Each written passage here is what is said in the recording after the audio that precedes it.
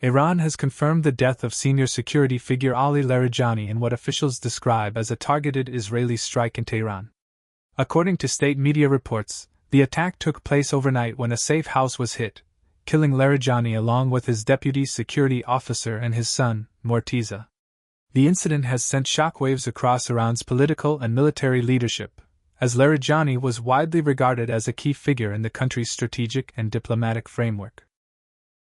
He played an important role in Iran's nuclear negotiations and was often described as one of the prominent faces representing Iran on the international stage. In addition to Larijani, reports also confirmed the death of Ghulam Reza Salimi, a commander associated with Iran's military forces. Arab media outlets suggested that the strike was highly precise, indicating a significant intelligence operation behind the attack.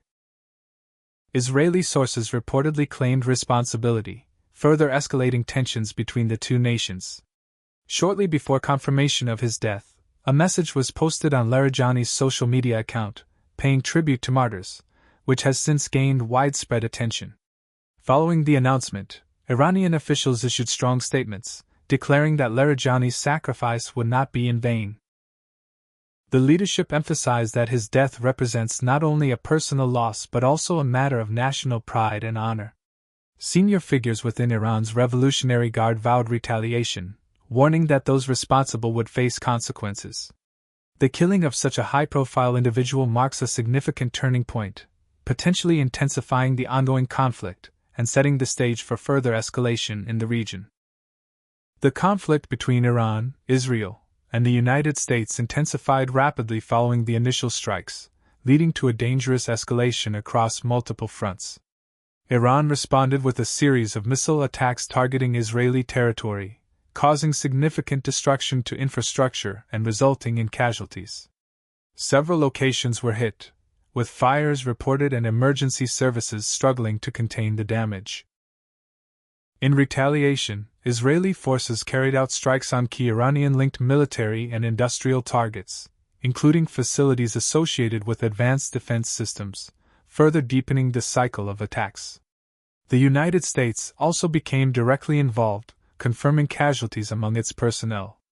Officials reported that 13 service members were killed, while around 200 others were injured during the ongoing operations. In response, U.S. forces launched coordinated strikes aimed at weakening Iran's military capabilities, specifically targeting missile sites and anti-ship systems believed to pose a threat to regional and naval security. According to U.S. Central Command, these operations were designed to limit Iran's ability to launch further large-scale attacks. Amid the escalating conflict, former U.S. President Donald Trump delivered a strong statement, emphasizing that the United States would not allow Iran to develop nuclear weapons under any circumstances.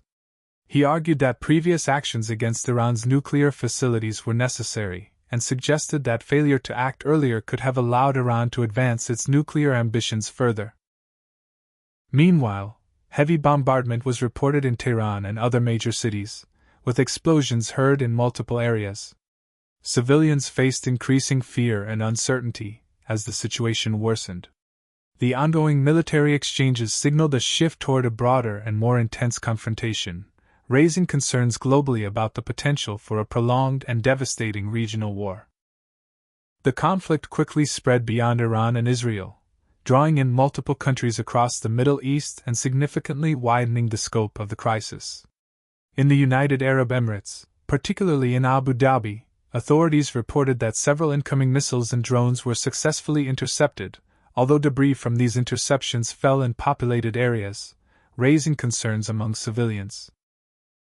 A drone strike also targeted a gas field, while a vessel near Fujairah was attacked, though only minor damage was reported.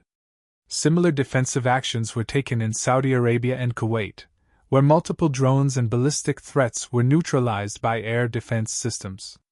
In Qatar's capital, Doha, explosions were reported, creating panic and uncertainty about the extent of the attacks.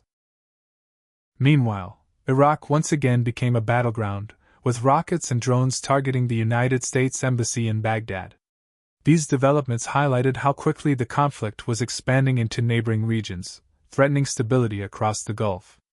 Inside Iran, the humanitarian situation worsened dramatically. Reports indicated that the death toll had risen to more than 1,500 people, with over 18,000 others injured as a result of continuous airstrikes and bombardments. Critical infrastructure, including civilian and humanitarian facilities, was also affected, further complicating rescue and relief efforts. Iran additionally claimed to have arrested several foreign nationals on charges of espionage, suggesting fears of internal security breaches during wartime. Lebanon also faced intense Israeli airstrikes, particularly in southern regions, where hundreds of civilians were reportedly killed. Entire neighborhoods were damaged as the intensity of attacks increased. The widespread nature of these incidents demonstrated that the conflict was no longer limited to two countries but had evolved into a broader regional confrontation with severe human and geopolitical consequences.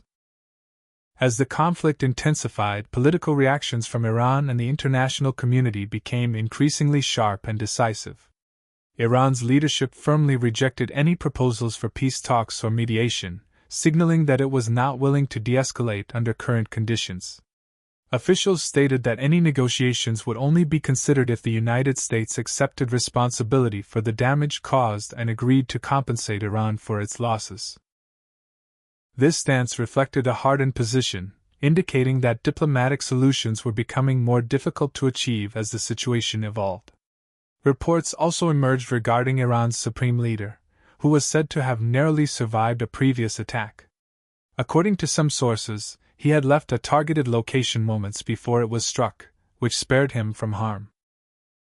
There were further claims that he was receiving medical treatment, although these reports remained unclear and were not fully confirmed by official channels. Despite this, Iranian authorities continued to project strength and stability, emphasizing continuity in leadership and decision-making.